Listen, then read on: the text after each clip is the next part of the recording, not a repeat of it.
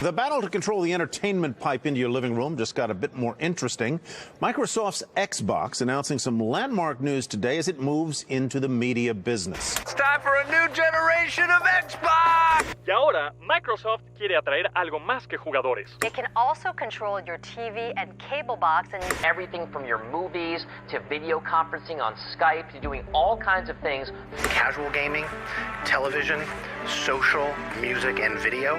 The game console will transform into a next-generation entertainment hub For both gamers and non-gamers alike. What if I told you that going forward, our competition is not going to be Sony and Nintendo, but television and media? Oh, God. There's a new contender in the video game wars. Xbox is going to be The future. truly the future of video games. Xbox. Taking over the living room. Limitless, connected digital entertainment. You guys never understood. The company is going to face fierce competition. It's a ticking time bomb. Makes me very nervous to actually play this for you. Xbox getting a major overhaul. A bold vision for the future of gaming.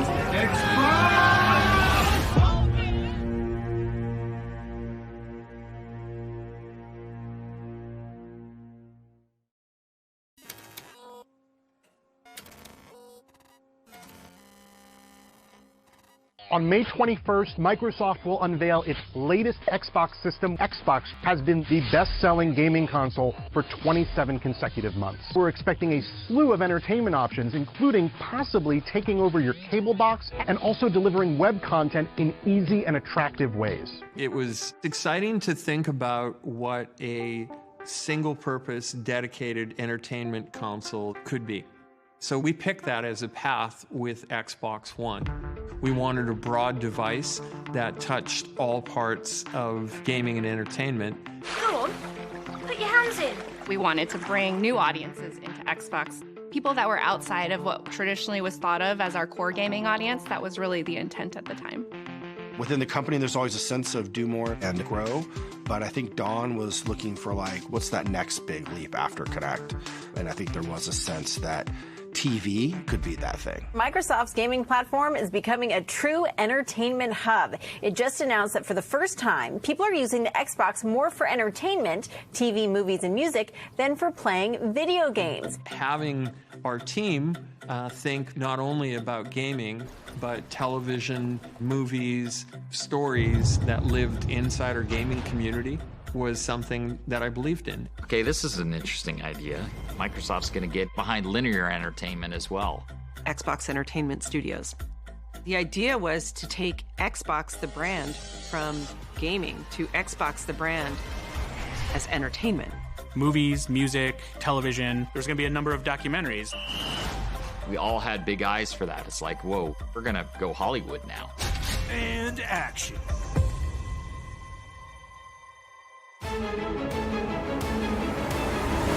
Después de años de desarrollo, la siguiente generación de consolas de Microsoft finalmente estaba lista para ser revelada en el evento para prensa con el nombre código Newcastle. Tras el éxito de la consola Xbox 360, las expectativas eran muy altas. Good morning, everyone. On behalf of the entire team, we're thrilled to unveil the ultimate, all-in-one home entertainment system. We did a stream from around the world and invited a bunch of media and influencers up to watch. We gathered everybody into the conference room. We have it streaming on our television. We're all really excited. Team Xbox is on a new mission to become the all-in-one system for every living room, the place where your games, TV, and entertainment come alive. We're driven to build a future-proof system that brings together the cloud, smart devices, new content. We are really excited to bring the world of Halo to Xbox as a premium television series. We're sitting there listening to it the whole time. And I remember one of our engineers said, like, they're not even talking about any of the games yet. Are they going to talk about games? With Kinect, we made you the controller. This is human control for a human experience. It was all about entertainment, even a partnership with Steven Spielberg, and they showed a TV guide at the reveal event. I mean, that was really like the vision. This is the beginning of truly intelligent TV. Xbox, watch TV. You said television. We wanted to hear video games. You know, we showed a few games, but core gamers were left unsatisfied. We're all in the green room, and as each person would get off stage, You know, the execs in the room would ask what the pulse is on social, and it was not good. This is not going well. This is not going well at all. I am really, really disappointed. I think I'm gonna go into mourning now. That's how I feel about you, Xbox One. There were hypercuts released minutes after the initial unveiling of the Xbox. Watch TV, TV remote, TV, TV. Television, TV, television. That was not the right way to unveil the next generation of gaming.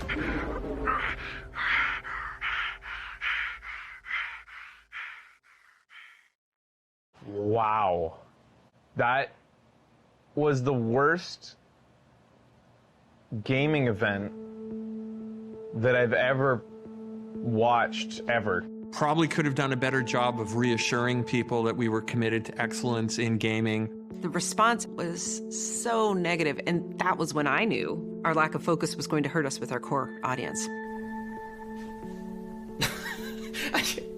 I can't even start. The Newcastle reveal really was about showcasing the entertainment proposition that was going to come with the Xbox One. We knew that E3 coming up in a few weeks was about games. We'll talk about all games when we get to E3. In hindsight, definitely not the right decision. You don't tell console gamers to tune into something and then not show them the games. The next evolution of gaming is a voice remote control for your television. La aparición de Xbox One entusiasmó a los fans. Sin embargo, Microsoft vio una oportunidad para mejorarla solo 3 semanas después en el escenario más grande de la industria de los videojuegos. This is an exciting day for our teams. And as we've been promising, it's all about the games. We're excited to share with you a stunning lineup of world premiere gameplay and announcements. The ball's in Microsoft's court, and they come out and they show some games. And then right at the end of their press conference, I remember looking up at the teleprompter. Xbox One will launch this November in 21 markets around the world at $499 in the US. $499. At the time, the ideal price point was $399. Anything that over $399, you're in for a real struggle.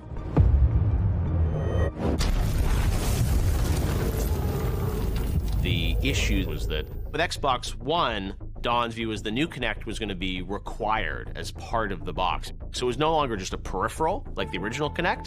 Now you were going to be forced to buy one. This is a terrible mistake, a huge mistake. But definitely caused a disconnect. Why are you charging me more money?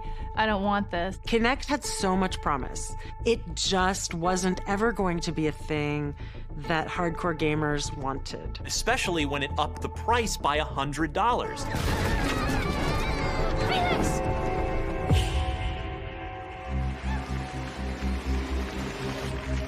And then, later that day, Sony announces the price of the PlayStation 4.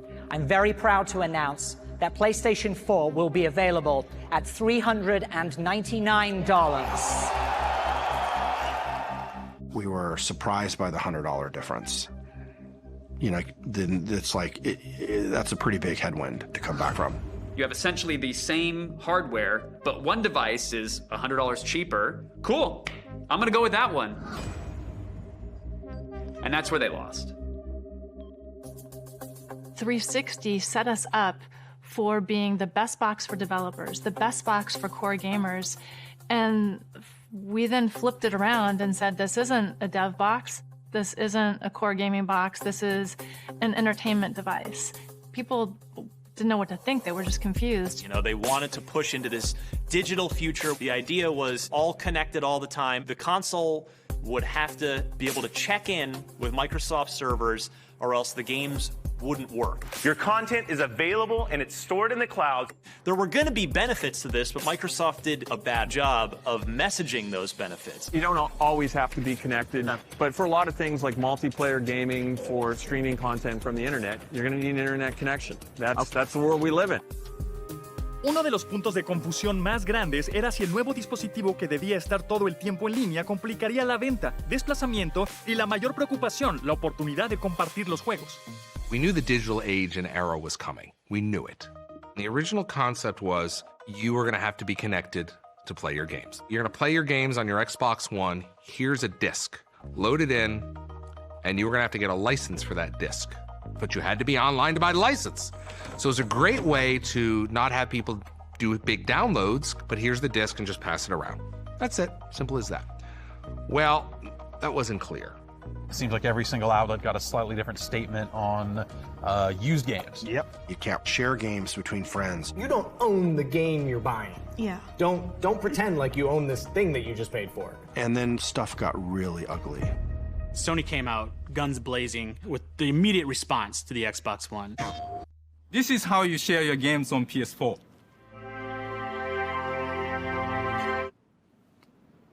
Thanks. One person just hands another person a disc. Because you weren't going to be able to do that with this always online Xbox One. Your game is your game. You own it. You can sell it. You can trade it in. That was that was brutal.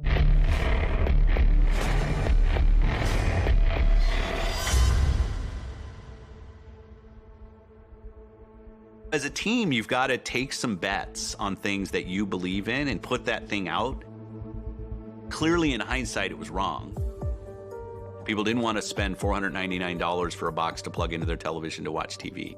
They weren't wrong. Microsoft wasn't wrong that gamers wanted and expected more from their consoles. Absolutely. In fact, it was Microsoft's fault, if anything. They were too far ahead of where their users thought they should be. And there was this whole backlash that they didn't expect. In 2013, the world wasn't ready for it. We got pushback from consumers, for some journalists, questioning whether we'd made the right choice as a company. It was a valid criticism, but it was a very binary choice, and we chose to bet on online. It was a dark, dark, dark, dark moment for us, and very, very, very painful.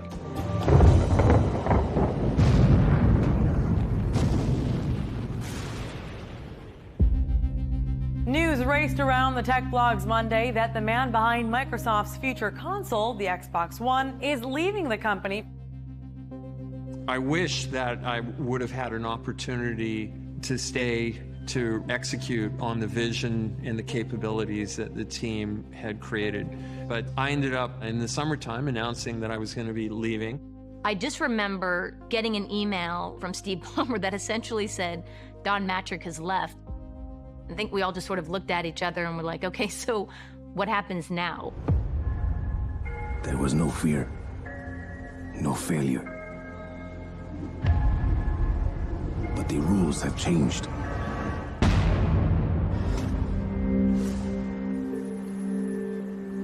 It was a long road and a long path from there, but the team didn't give up, didn't want to quit, didn't feel like we couldn't overcome this. And we still had to come out and deliver the console. Well, it's here. Xbox One, finally on sale.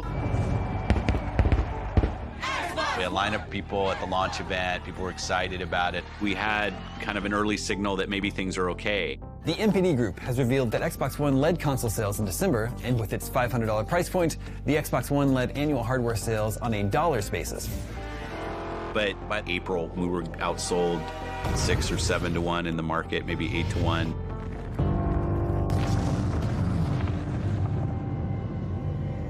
This was really bad, like catastrophic bad. The reality is, when you have moments like this, the future of the brand is at stake. You question whether or not you're gonna be here in 5 years. It's never a given that you're gonna get to make another generation of a console. Brands die every day. No one's playing on an Atari anymore. Like, nobody is playing on a Sega Genesis. We felt like our future was at stake. I think Microsoft learned the hard way. If you take your eye off the ball, and if you don't put gamers and games at the center of your ambitions, it's going to come back and bite you. Our fans had lost faith. It's collapsing. How do we re-earn the trust of customers? One thing that was very clear, more of the same was not going to work. Today, Microsoft has announced that Microsoft Studios Corporate Vice President Phil Spencer is the new head of Xbox. Let's talk about your new role. What are you going to be doing? The emergency glass was shattered, and Phil was pulled out and put in to right the Xbox ship that was sinking. He was there early days, studied under Ed Fries, so he knew exactly what made the original Xbox work. He was a gamer, but he was also a longtime Microsoft guy, so he's sort of the perfect hybrid. He is a proxy for gamers. They believe in Phil. I play lots of games with Phil on weekends and evenings, and he's always thinking about the player first. Having someone lead the platform who comes from that place. It was a big turning point for us. We needed somebody that could lead us, that we trusted. We cared about the team. I had no training in running a team of that size or the platform team or the hardware team. So I knew that it would be a challenge. One of the things that was really hard about the Xbox One launch was Phil had more than a broken business. He had a broken culture. There were people who would literally come up to me in tears. Who had killed themselves to try to get a product into market. The product did not make gamers happy. So I knew we had to get the team on board. We have to believe in why we're here. The first thing that Phil did was he went after culture. I wanted to try to continue to see Xbox be an important brand in gaming, but it's not just about me. As a leader, you realize that if we can't empower our great people to do great things, that we should give up. I knew that this effort would take the entire team, and it was going to be incredibly hard. Bajo el liderazgo de Phil y con el visto bueno de Microsoft, el equipo de Xbox presentó un plan para salir de la penumbra. Xbox had a lot of plates to spin. They had to gain the trust of developers, they had to make a statement with the gamers, reverse all the messaging that they made, and that's not a switch that you flip overnight. That can take years. Years. I don't think there was a question around where I wanted to focus. We know that day one customer every year has to be the gamer. You expand from that gaming audience out. With Phil being in charge, it sort of cemented putting a game face back on Xbox. Marty, big news today. Yeah, bombshell. Microsoft announced that a connectless Xbox One is coming June 9th for $399. Yeah. One of the decisions that we had made is that we were going to offer Xbox One without Kinect and lower the price by $100. This is what everyone wanted. Xbox Entertainment Studios, which is better known as the TV division, has been shut down. Shutting down Xbox Entertainment Studios was really just trade-offs we had to make. All of the investments that you're making in that entertainment, the movies, the TV shows and things, are going to come at the expense of making the same investments in games. And we still had more games we needed to make. Microsoft has announced a new platform for independent developers looking to bring their games to Xbox One. Game content is the thing that's going to drive our success as much as anything else that we do. We needed external independent developers to be successful on our platform. Independent developers have fundamentally changed the way we play games this generation. The smartest move that Microsoft made was they took Chris Charla, who was a developer, and said, we're going to allow self-publishing, and this is the guy who's going to really help that. Players don't care if it's from a big company or a single person. They just want to play fun games. And our job as a platform holder is to make that happen. This is a guy who was a developer, a smart guy. He understands the community. He's been there himself. He was great in that role. Major League Baseball publishes a baseball game through the ID at Xbox program. Fortnite from Epic came through the ID at Xbox program. We have the ability to get, our small, cool little ideas up on the big screen. It's just an amazing experience that none of us really saw coming. Back when Microsoft said Phil's going to be in charge, our faith went way up that things were going to change, and then right away they did. And then when Microsoft showed that they were making these moves, you were like, this has all the opportunities to really go the right way. But the gamers were still upset. And you're like, well, look, it's a big ship, but the changes they just made, give them a chance. Si bien ofrecer un mejor precio para la consola Xbox One y dar prioridad a los desarrolladores fueron pasos importantes para reconquistar a los jugadores, el deseo por atraer una nueva generación de jugadores inspiró a Xbox para ir a lugares jamás pensados. Let's go to a place where everything is made of blocks, where the only limit is your imagination. The team said how many kids have their first experience with any video game with mom or dad's cell phone in the back seat playing Minecraft. The company best known for Windows and word processors will pay $2.5 billion for Swedish game developer Mojang. That is the company behind the wildly successful, ever-popular Minecraft game. No, they're gonna mess it up! Right after the acquisition, all of the public perception when you read about it in the press was that evil Microsoft was going to come ruin Minecraft. Can Microsoft keep its hands off Minecraft and just keep that pure experience? There was an assumption, again, that old console war thinking that Microsoft would pull it off of any platforms that weren't Windows or Xbox. And there certainly could have been a decision that, look, we just paid a bunch of money for this game. We needed to go help Xbox. So from now on, the only place you're going to be able to play Minecraft is on Xbox. There's got to be something bigger going on here. But I'm grateful that Phil Spencer understood that what we had was a cultural phenomenon, and what we had acquired almost as much as a game was the community that came with it. Go Red The world is changing, and the idea that limiting the places where people can experience your games is not always right. Whether you're playing on an Xbox, PlayStation, an Android, iOS device, our goal is to continue to evolve and innovate with Minecraft across all those platforms. La decisión de hacer que Minecraft fuera accesible en todas las plataformas sorprendió a la industria, pero Xbox tenía un as bajo la manga. Wondering what's going on, eh? Wonderful. Let's get started. With all of the things that we're trying to go do, creating Game Pass was a decision that was going to be disruptive to the industry. Oh, hey! Game Pass was the first service where you'd have access to a library of games and you could download and play the games in their full fidelity locally. We heard from people who said buying multiple $70 games is actually just economically not possible. And people wanted to play across devices. With Game Pass, you now have a shared library with your friends. And you can just decide to say, hey, let's go jump on and play this. What we learned as part of it was kind of not necessarily something we do at the beginning, but became this part of the journey, is it also created enormous value for publishers. Developers that might not have had the front row or front seat, they're in there, and they're on the same level as Halo. You know, when you're building a game, if you're not a known IP, it's really easy to get lost. The biggest thing about Game Pass is the amount of players. I can put a game into Game Pass, and 10 million players can show up the next day who might not have decided to plunk down $60 for my game. It lowers the barrier to entry. It makes it easier for you to experiment and choose. The people that subscribe actually play more games. It's just like flick, flick, flick. Oh yeah, I'll play this one for a while. And now you see other companies considering and moving in faster to the Game Pass model. Game Pass is probably the future of how we distribute games.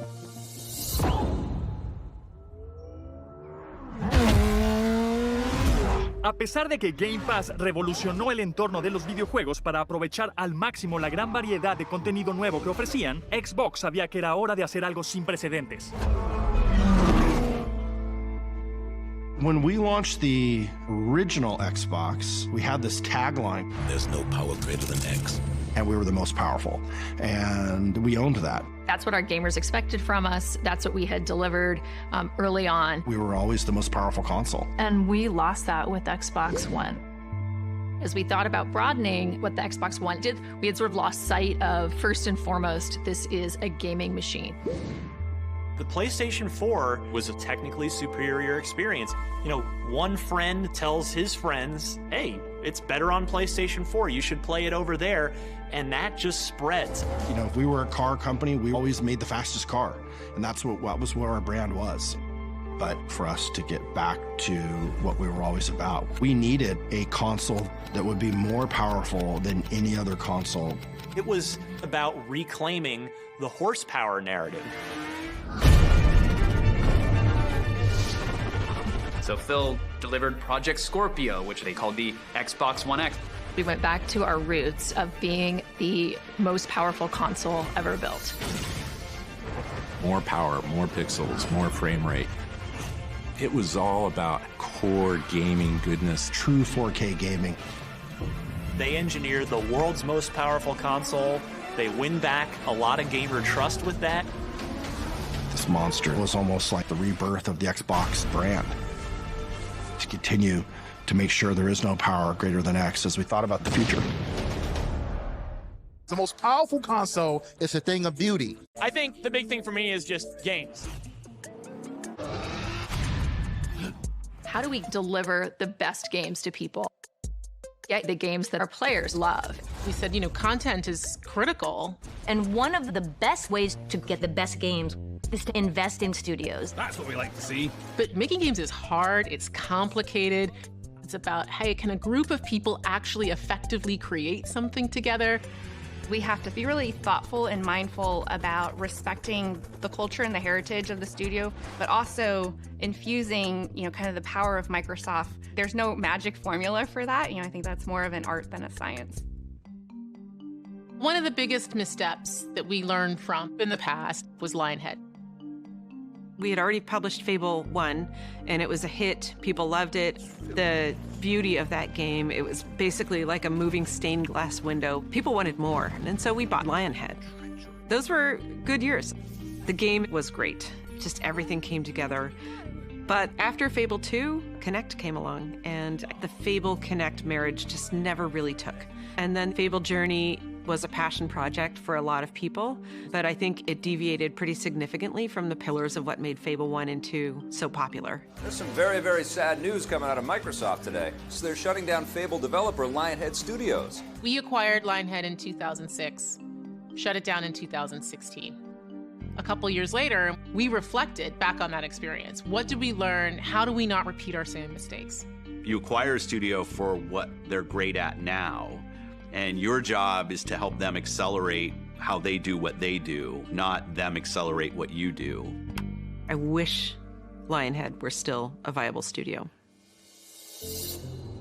It is only when you fall that you learn whether you can fly. When we launched Xbox One X in 2017, we knew studio acquisitions were going to be huge for us. The studios we had were creating amazing games, but we wanted to have more. And the challenges that we went through with Lionhead taught us what to do this time. Welcome to E3 2018. So with the many failures of the Xbox One, they're a distant second to Sony. But to their credit, they had been doing everything right. The potential is there at E3 2018 to regain that foothold in the upcoming next generation. We know that exclusive games from our Microsoft studios are what originally turned so many of us into Xbox fans. The first and greatest instance of us showcasing what we do for players is what we do with our studios. Phil, he took out the credit card, went on a shopping spree, bought some amazing companies, started promising games. I'm excited to welcome Undead Labs to Microsoft Studios. It doesn't matter what your technology is. If you don't have the games, we were done. Content is king. Ninja Theory, Compulsion Games, a brand new Microsoft studio. The Initiative, Playground Games. Yesterday was a huge moment. You brought not one, not two, not three, not four, but 5 new studios. Las adquisiciones no pararon de llegar a un ritmo acelerado.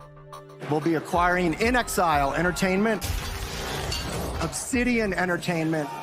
We doubled the number of internal studios to 15 internal studios and made a big group of acquisitions. Double Fine Productions.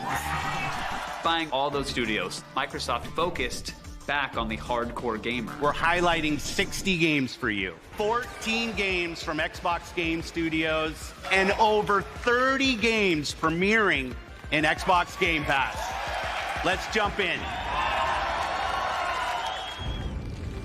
El conjunto de adquisiciones dio lugar a uno de los catálogos más grandes y diversos de la industria, pero Microsoft tenía en la mira un objetivo más, uno realmente grande.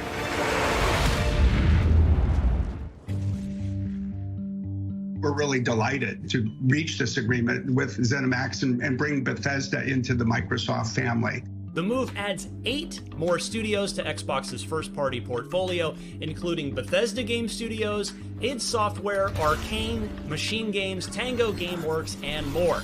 What you really see us doing is broadening the opportunity for people to participate in what is one of the world's greatest entertainment and leisure time activities. It's a game changer because it's bigger than anything else we've ever done in gaming. It's the 3rd largest acquisition in Microsoft's history, which still blows my mind. And so now more than ever, like, our commitment to games is absolute. Microsoft estaba determinado en mantener a los fans a la expectativa. Good evening, everyone. Welcome to the Game Awards 2019. I'm Jeff Keighley. World premieres are a big part of this show, and you guys have a lot of expectations on the internet for things. There are lots of rumors, lots of leaks. It's pretty rare, I think, nowadays that any new tech doesn't leak and like nobody knows that it's coming. And then sometimes there's surprises that come out of nowhere. Enjoy this. Let's suppose that you were able every night to dream any dream you wanted to dream.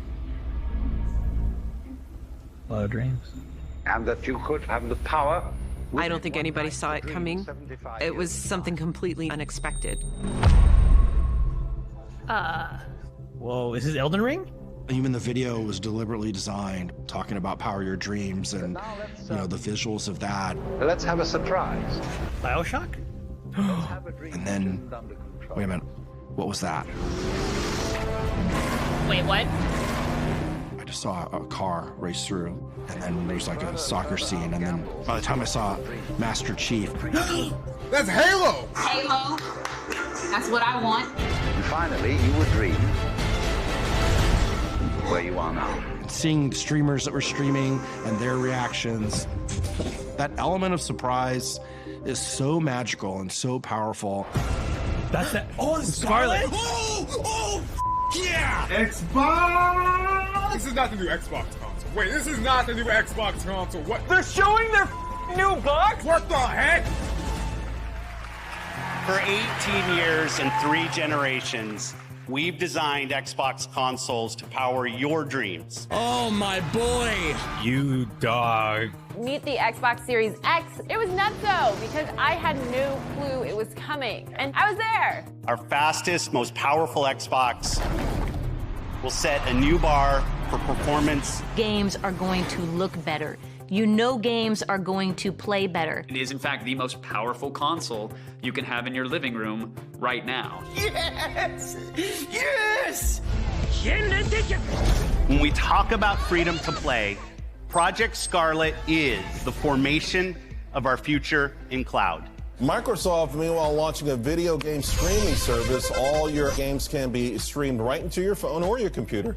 The same way the original Xbox bridged the gap from early adopters with broadband, this powerful beast of a machine that can play games locally, it's also going to connect to the cloud. So it will bridge the gap between traditional in the living room local gaming and cloud-based gaming. We envision a world where you can play any game with anyone on any device. It is the next instance of what it means to game anywhere. We're streaming from data centers around the world to people's cell phones. We have thousands of people doing it in 3 continents. Like, that's just crazy. And I'll be damned if it doesn't actually, I mean, it works. It actually works. Where are we? I'm a big believer in the technology access story of Project xCloud. Think about the way you could unlock community. One of the things we were really focused on with this generation was making Xbox available and appealing to the widest audience. I think we have some unique responsibilities to bring people from different backgrounds into the experience. And in order for us to succeed in that, we need to have the right services and content and creators building things for all kinds of players. It's about creating an opportunity for those that would not have had it otherwise. 2.5 billion people on the planet play video games today, half the connected world. And that is the scale of opportunity a company like Microsoft should go after. Being bold and making bets is part of the culture of what it means to be here. I think that's true now, and it was true from the beginning.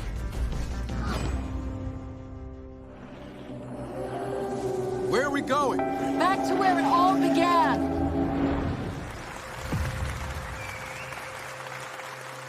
And we had some guys at Microsoft came and said, we should do a console. A Microsoft console?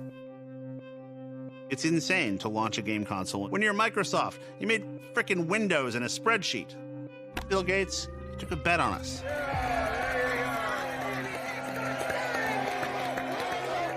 Being able to do something very different and revolutionary was where you were getting our energy from. Are you ready? If you think about where we were 20 years ago, when I first moved into the games group, my dad was horrified because gaming wasn't a career and gaming was something that nobody did. One of the most incredible things is this turning point in how gaming is viewed. That evolution of people suddenly seeing the value of the community that comes with gaming.